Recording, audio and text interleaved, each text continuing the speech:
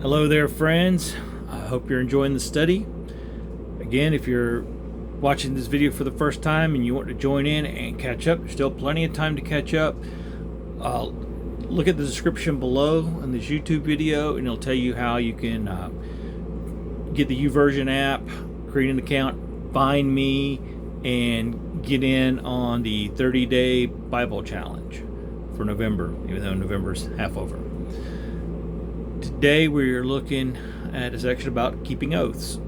Now, like it said in the devotion, hopefully, again, do the devotion, read the material, associated Bible verses, then watch the video. That's the order of things. A lot of people use these verses to justify not taking any type of oath, whether it be like an oath of office, like if you're elected official to some office, or not joining the military because you have to take an oath. That's not the kind of oaths that they're talking about here. And it says that plainly in the devotion. But it's really more about talking about your integrity. And I want to read you a little story that may or may not be true. I don't know. But it starts out with once upon a time. So you figure it out. Once upon a time in a tiny French village, the townspeople decided to honor their parish priests by each giving a bottle of wine the following Sunday for the pastor's empty wine barrel.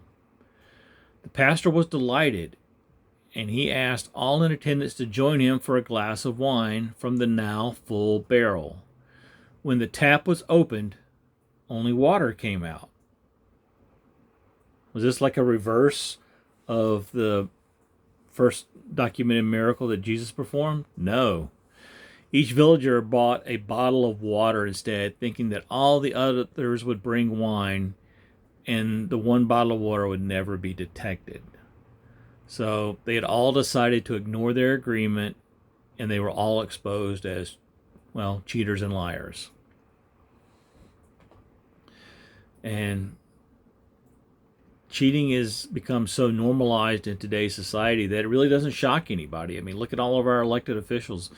It shocks us when they keep their promises more so than not. Yet we keep electing those same people over and over again, even though we know they're lying to us. So why do we do that? That's just something weird. I'm going to look over here. I got a study I pulled up. An advertising agency did a study a few years back, and it concluded that 91% of all Americans confessed they regularly lied. 91. 79 had given out false phone numbers or invented new identities when meeting strangers on airplanes. 1 out of every 5 admitted, that's 20%, admitted that they couldn't even get through the day without going along with a previously manufactured lie.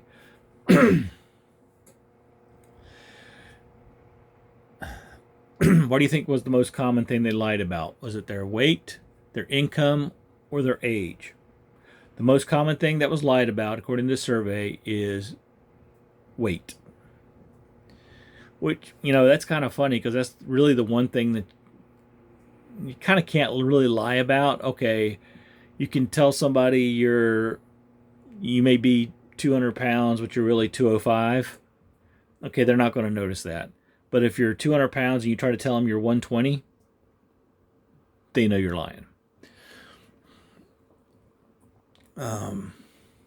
Second place was money.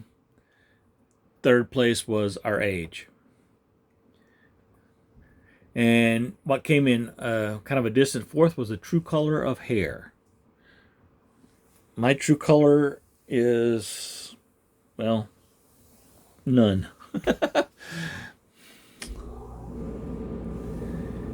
The most intriguing and disturbing thing I think I found about reading about the study was that nobody really seemed to care about lying. And we don't. We accept it. It doesn't bother us. We don't get upset anymore when someone exaggerates or falsifies or fabricates or misrepresents the truth. Do we live in the day and age we live in today? We just get bombarded with, things like, tampered evidence, illicit cover-ups, padded resumes, exaggerated ads, the point where we've pretty much given up on the truth being a viable enterprise. I mean, we watch the news and we know it's fake, but we watch it anyway.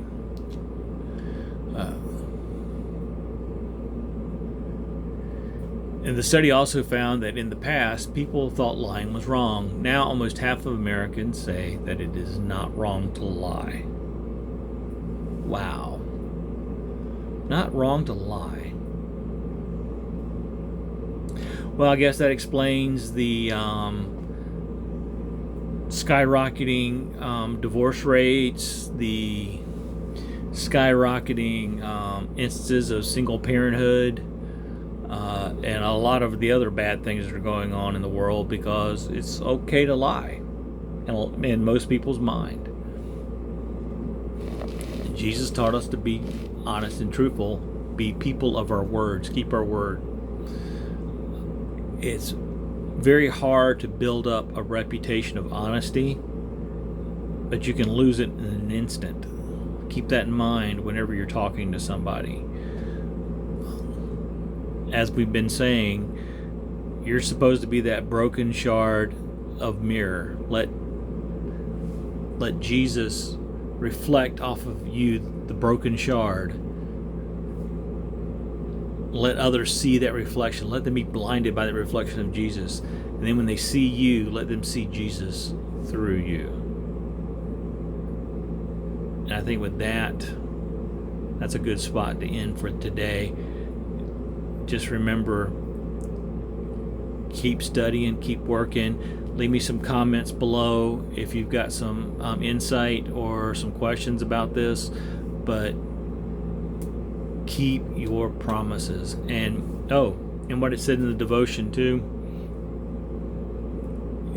the more people say things like, "Oh, I swear to you, this is true," or believe me, the more they say that, it really kind of makes you believe that the opposite's true, and it probably is. So keep that in mind too. So thanks for watching, and we'll see you tomorrow. Bye.